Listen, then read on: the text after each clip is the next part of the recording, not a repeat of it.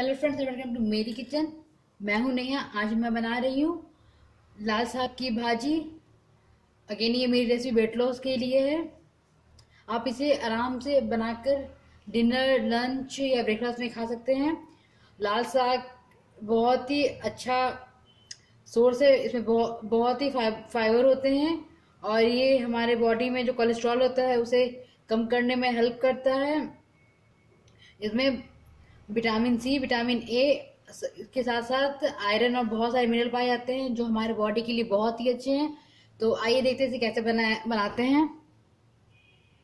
Pan लिया है, पे एक पैन, और गैस का फ्लेम हम ऑन कर देते हैं।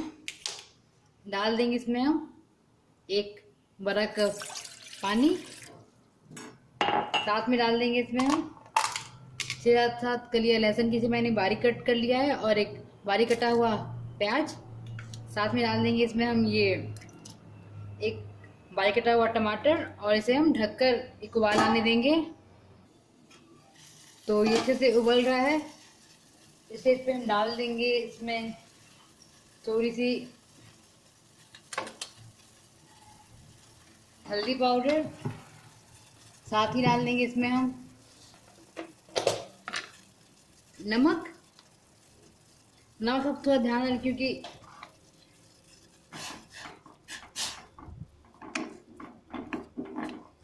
वेट लॉस में ज़्यादा नमक खाना सेहत के लिए अच्छा नहीं माना जाता है। अब डाल देंगे इसमें हम ये साग, और इसे अच्छे से हम इसमें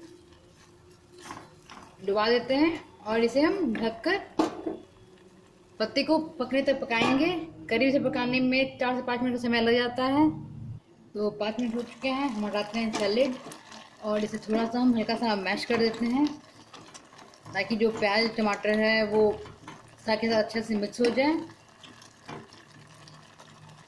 तो ये अच्छे से मिक्स हो गया है। अब हम इसका पानी को सुखा देंगे। तो गैस का फ्लेम हम हाई कर देंगे।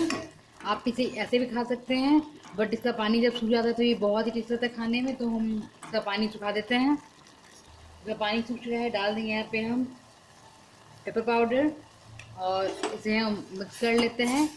तैयार है हमारा लाल साग का भाजी।